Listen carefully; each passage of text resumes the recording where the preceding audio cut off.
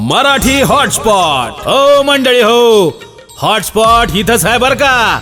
तर मग चला चॅनलला सबस्क्राईब करा आणि घंटी नक्की वाजवा. आपल्या सगळ्यांचा मराठी हॉटस्पॉट. आता त्यांचाच महाराज बघा तुम्ही.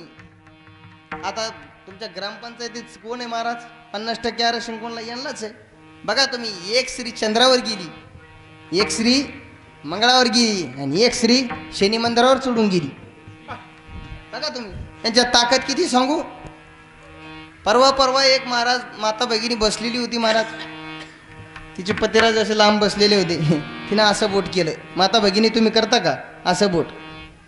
तिनं आपल्या नवऱ्याला असं बोट केलं आणि नुसतं असं केलं. महाराज तिचा नवरा असा पटक्यात उठला, झटक्यात तिच्याजवळ. तो म्हणे काय? ती म्हणे काय नाही, या बोटात किती ताकद येते पाहिजे होतं. या बोटात जर एवढी ताकद आहेत महाराज, तुमच्यात किती ताकद असेल महाराज? तुमच्यासारखी ताकद कोणातच फार ताकद आहे महाराज. त्यांच्यासारखी ताकदच कोणाच नाही महाराज. त्यांच्या पुढे देवाचं नाही चाललं तर मग तुमच्या आमच्याचं काय? माझं एवढं इच्छकलं नाही, मी तुमचं सांगू लागलो.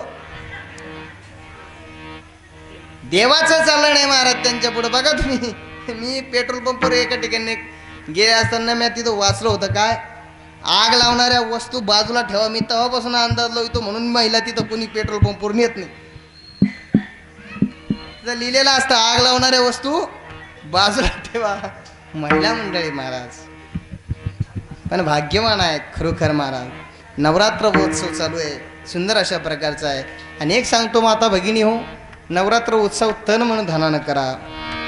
मा जगदंबेची कृपा तुमच्यावर झाल्याशिवाय राहणार नाही महाराज. आता तुम्ही म्हणताल देवीचं महाराजांनी काहीच नाही सांगितलं. आता एक सांगतो, पांडुरंगाला शरण गेलं काय आणि माता जगदंबेला शरण गेलं काय, दोघीतला फरक सांगतो तुमच्या लक्षात येईल. बघा, भजन करा. विठ्ठल विठ्ठल. जगदंबा माता आणि पंढरपूरचा पांडुरंग परमात्मा वेगळे नाहीच. त्यानं हे धरलेले अनंत अवतार आहे. अवताराच्या राशी तो हा उभा विटेवरी. अनंत प्रकारचे अवतार त्यानं धरलेले आहे. अनंत अवतार घेशी भक्ता कारणे. बघा तुम्हाला मी प्रश्न विचारतो, फक्त फरक असा आहे त्यांच्या शरीरात फरक आहे, आत्मतत्वात फरक नाही. शरीरात का फरक आहे? त्यांचं कार्य वेगळं आहे म्हणून शरीरात फरक आहे. देवी वेगळी नाही, देव वेगळा नाही, दोन्ही एकच आहे. देव देवी मीची पाहू, साधू संतांनी वर्णन केलेलं आहे. देवामध्ये देवी पहा, वेगळे नाही, वेगळं तत्व नाही ते. बघा तुम्हाला मी प्रश्न विचारतो, तुमच्या इथे एरियामध्ये एखादी शब्द बाई मिली, सप्तकाला अवसर मरू नये पण मिली, तर तुमच्याकडे काय म्हणतात हो? लोक काय करतात, तिच्या नाकाजवळ बोट नेतात, हाताची नाडी तपासतात. समजा गेली ती, मग लोक काय म्हणतात, हिच्यातली आत्मी गेली, असंच म्हणतात ना? काय म्हणतात?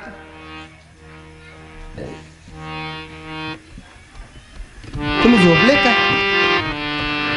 काय म्हणतात? तू हिच्यातली आत्मी गेली, असंच म्हणतात का? मग काय म्हणतात? हिच्यातला आत्मा गेला. आणि समजा एखादा पुरुष मेला तर मग काय म्हणतात? हिच्यातला आत्मा. आता महिला गेल्यानंतर हिच्यातली आत्मी गेली असं म्हणायला पाहिजे ना.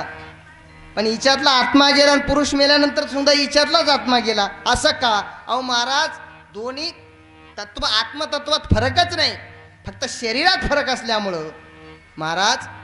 का शरीरात का फरक आहे? दोन्हीचं कार्य वेगळं आहे. या शरीराचं कार्य वेगळं आहे आणि त्या शरीराचं कार्य वेगळं आहे, म्हणून ते भिन्न वाटतात.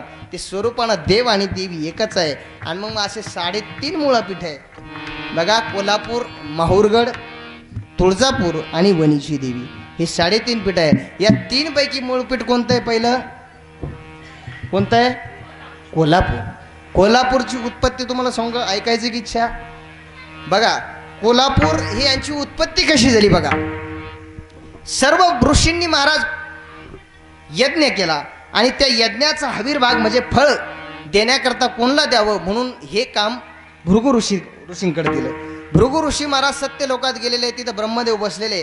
ब्रह्मदेवाने त्यांचा सत्कार तर केलाच नाही, उलट पक्षी अपमान केला. त्यांना राग आला, त्यांनी शाप दिला. म्हटलं, हे बघ ब्रह्मदेवा, तू रजोगुणी आहेस, तू माझा अपमान केला, लक्षात ठेव, याच्या पुढे तुझं कोणी मंदिर बांधणार नाही आणि तुझी पूजा कोणी करणार नाही, हा भृगु ऋषींनी दिलेला शाप आहे. त्यावेळेस भृगु ऋषींनी शाप दिला म्हणून तू तमोगुणी हा यज्ञाचा हवीरभाग देण्यास तू योग्य नाही. निघून गेले, कैलासात गेले महाराज भगवान शंकराकडे. तिथं भगवंताचे गण उभे होते.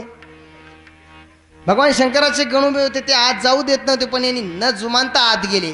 आता तिथं महाराज भगवान शंकर आणि पार्वती माता एका आसनावर बसलेले होते.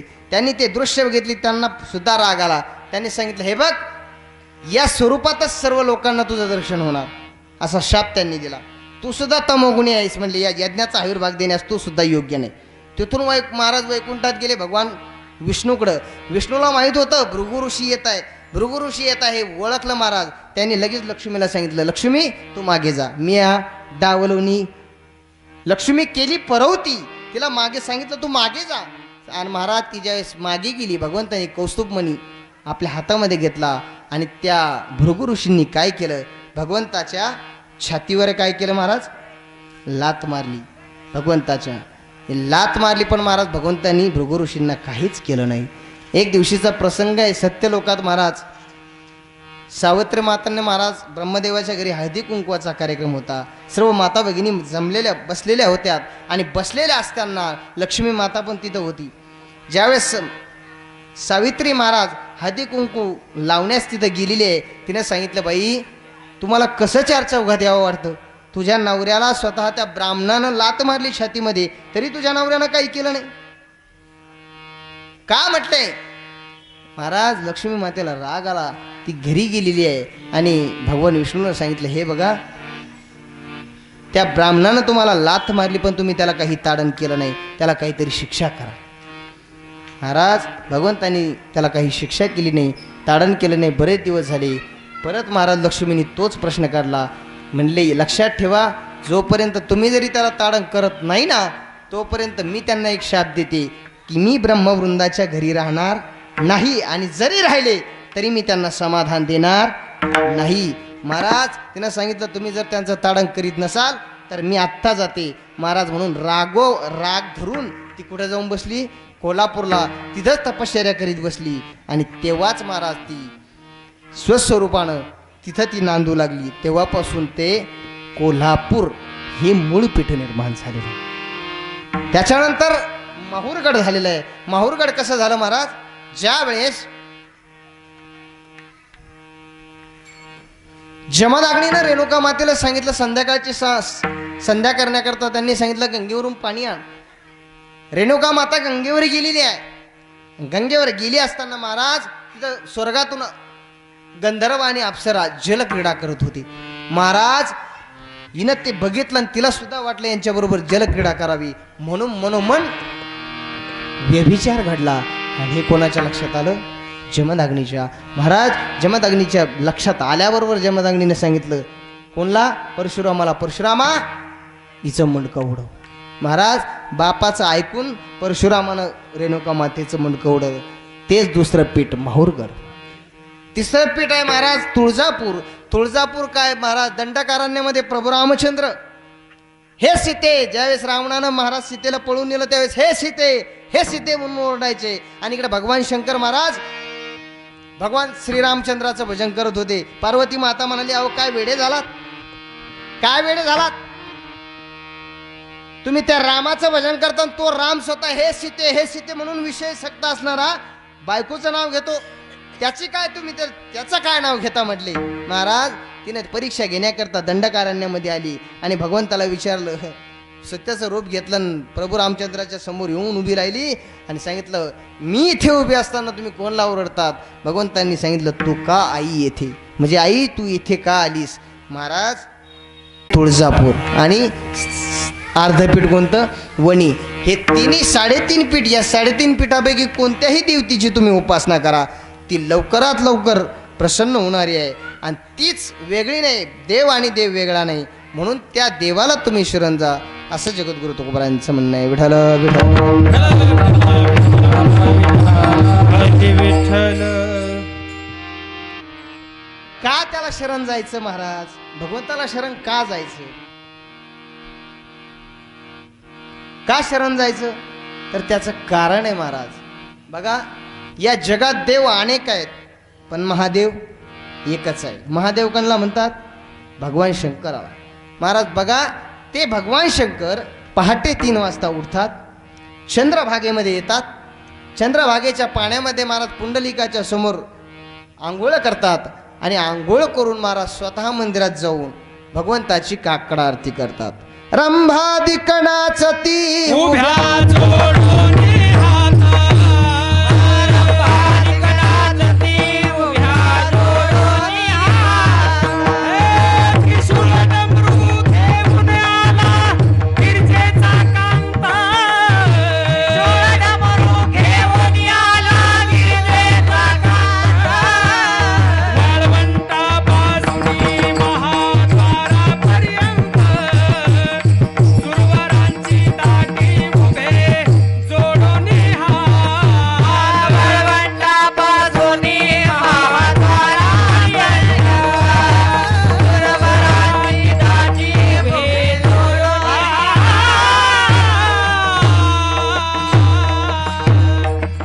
हे रंभादिकणाच ती उभ्या जोडोनी हात, त्रिशूळ डमरू घेऊन आला गिरिजेचा कांत. गिरिजेचा कांत म्हणजे भगवान शंकर. महाराज भगवान शंकर हे पहिले वारकरी. जर भगवान शंकर पांडुरंगाला शरण जातात तर तुम्ही आम्ही त्याचा दास का होऊ नये, त्याला का शरण जाऊ नये. म्हणून होता येईल तर भगवंताचा दास होण्याचा प्रयत्न केला.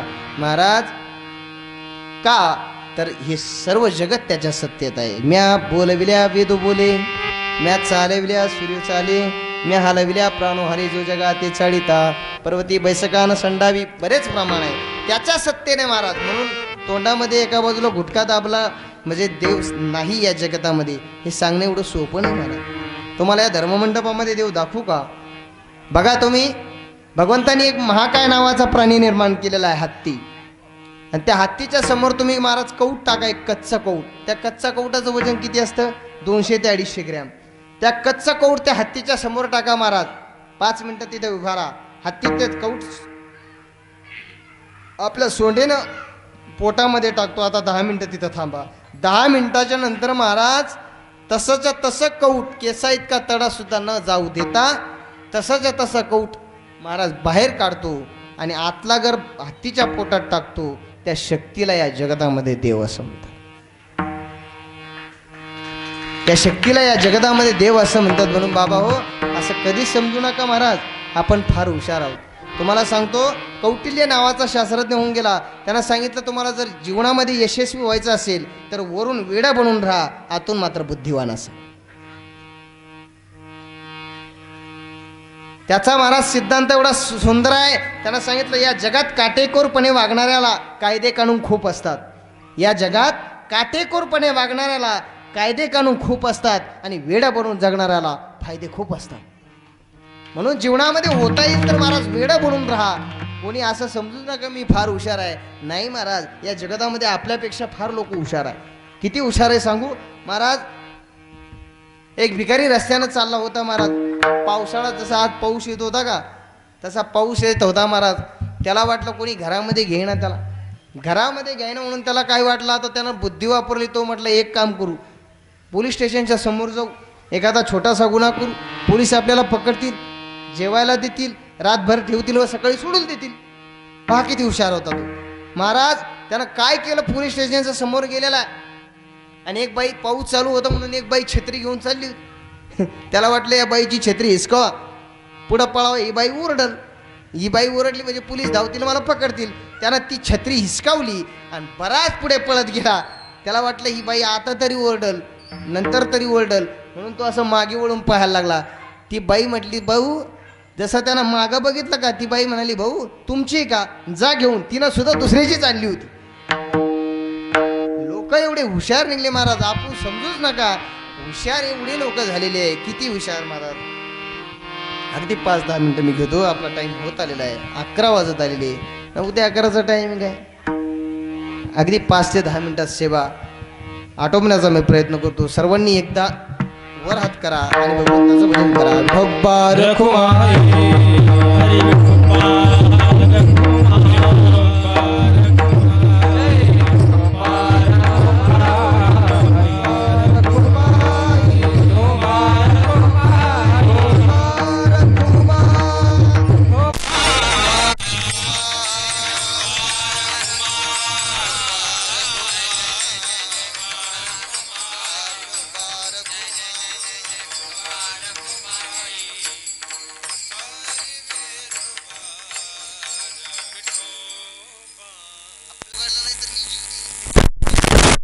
तडजीव घेत नाला वाहत होता. तो एवढा हुशार होता महाराज. पेतड माणसं फार हुशार असतात. त्यानं एक असा दगड आणला महाराज, एक असा भला मोठा दगड आणला आणि त्या नाल्यात टाकला. पटकन वाजलं महाराज. हिला बाई त्याच्या बायकोला वाटलं बाई पप्याचा बाप गेला म्हणून महाराज तिनं दरवाजा उघडला, नाल्याकडे पळाली. यानं तो दगड टाकून हा दरवाजाच्या आड लपलेला होता. हा दरवाजाच्या आड लपलेला होता महाराज. ती याला नाल्याकडे पाहायला गेली, तोपर्यंत हात घरात घुसला. यानं आतून दरवाजा लावला. काय करणार तुम्ही सांगा आता. यानं आतून दरवाजा लावला आणि तिनं बघितलं, म्हणले दरवाजा उघडा. तुम्ही म्हणी मी दरवाजा उघडणार नाही. ती म्हणे मी आरडाओरडा करेल, गाव जमा करेल. ती म्हटली, तो म्हटला तू गाव जमा कर, मी पूर्ण गावाच्या देखत विचारतो रात्री 2 वाजता कुठे गेली. आता काय करता तुम्ही. असं समजूच नका आपण फार हुशार आहे. अरे आपल्यापेक्षा फार हुशार आहे. म्हणून होता येईल तर जीवनामध्ये दास होण्याचा प्रयत्न करा. साधू संत सांगतात तरीच जन्मा यावी. जन्माला जर यायचं असेल तर दास विठोबाचे व्हावे. जर विठोबाचे दास नाही झालं तर नाही तरी काय थोडी, नाही तरी काय थोडी, नाही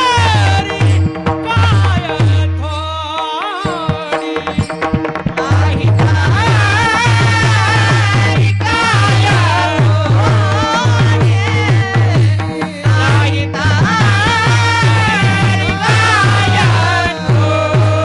काय थोडी,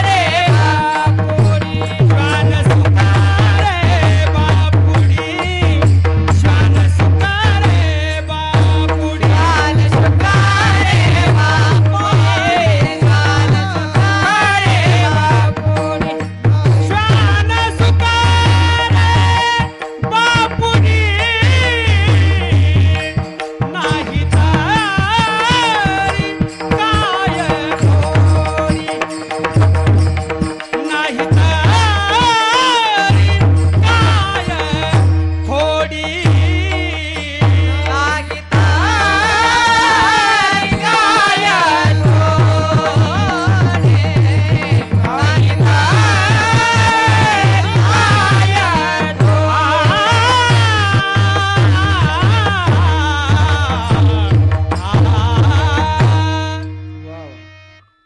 तरी काय टाळ्या वाजवा.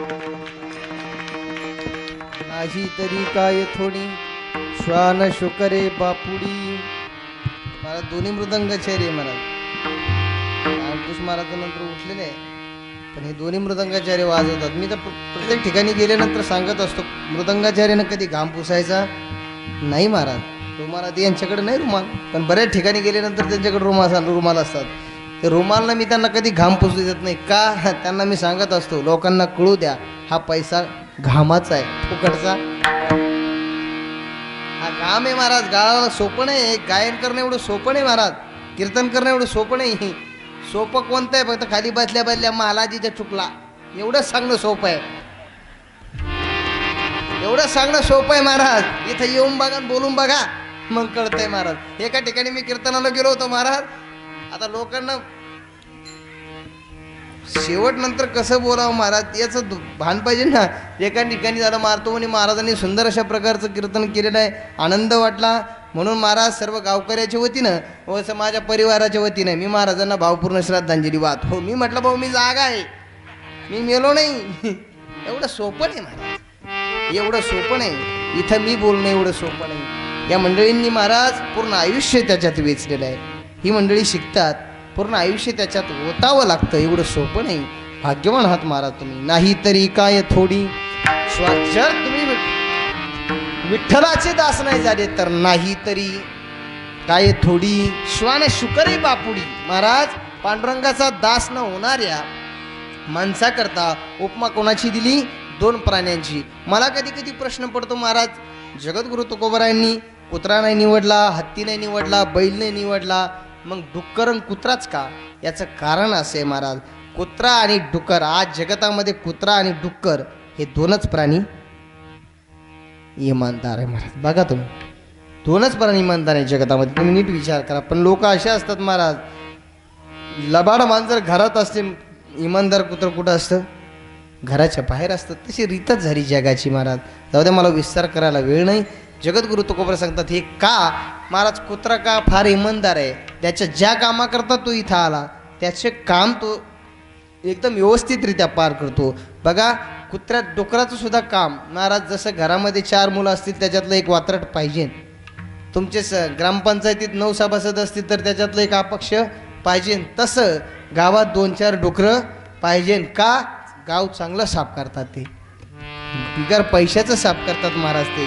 म्हणून महाराज त्या कामाकरता जे आलेले आहे ते काम ते योग्यरित्या करतात. माणसं ती कामं करत नाही, म्हणून त्यांच्यापेक्षा ही बरी. विठाला विठाला नाही तरी काय थोडी श्वान शुकरे बापुडी. बापुडी म्हणजे बरी, माणसापेक्षा ती बरी. नाही तरी काय थोडी श्वान. माणसानं महाराज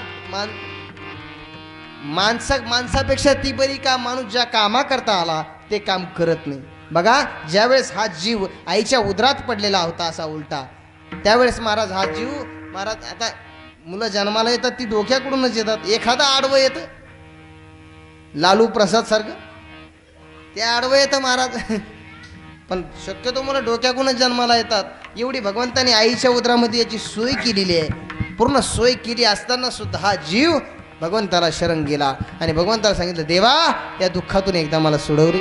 एक वेळ करी या दुःखावे गळे, एक वेळ करी या दुःखावे गळे. भगवंताला शरण गेला. भगवंताला सांगितलं, देवा या दुःखातून मला तू सोडव.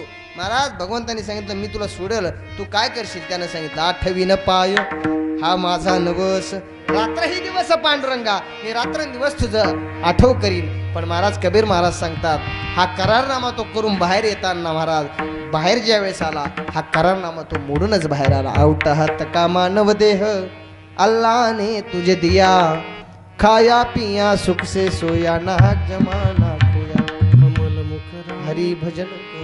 काय सांगायचं महाराज मला? भगवंतानी ज्या कामाकरता तुम्हाला मला पाठवलं ते काम जर नाही झालं तर आपल्यापेक्षा ती बरी. नाही तरी काय थोडी श्वान शुकरे बापुडी. जीवन जगत असताना आपलं जीवन जर सुंदर आणि निष्कलंक असेल तर तुम्हाला कसलीच भीती नाही. जन्मल्याची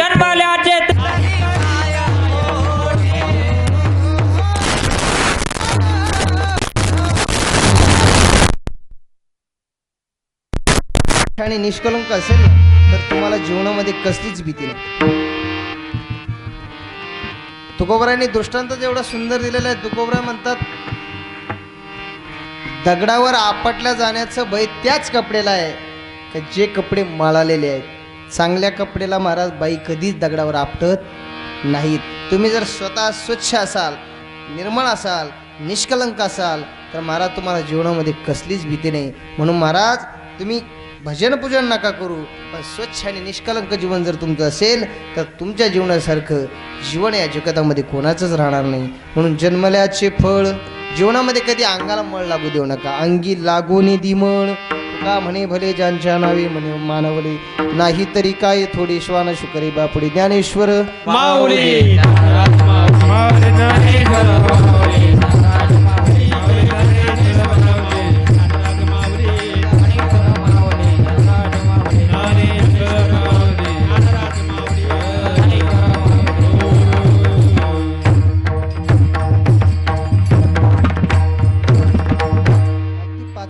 तुमचं घेतो. आतापर्यंत ऐकलेलं कीर्तन सोडून द्या, पण आता पण याच्या पुढे मी जे 5 मिनिटं सांगणार आहे ती घरी न्या. माझं कीर्तन सार्थक झाल्यासारखं मी जमा करेल. त्यात मी तुम्हाला 3 विनंत्या करणार आहे. त्याच्यातली पहिली विनंती आहे, आत्महत्या कोणी करू नका. त्याच्यातली दुसरी विनंती, महाराज पोटातल्या मुलीला कधी मारू नका. आणि त्याच्यात तिसरी विनंती आहे, जोपर्यंत तुमच्या घरामध्ये तुमचे आईबाप जिवंत आहेत ना तोपर्यंत त्यांना कधी रडू नका, झाला तुमचा परमार्थ. त्याच्यातली पहिली गोष्ट आहे महाराज बघा, आत्महत्या कोणी करू नका. महाराज बघा, एवढा भगवंताने आम्हाला सुंदर अशा प्रकारचा नरदेह दिला. सिटीमध्ये नाही पण खेडेगावात फार याचं प्रकरण वाढलेलं आहे महाराज, फार याचे प्रकरण वाढलेले आत्महत्या.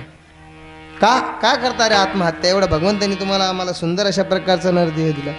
घोर मनाला लावू नका, पाठ जगाला धावू नका, तुमच्यासाठी आहो मी बाबा, जहर खाऊ नका.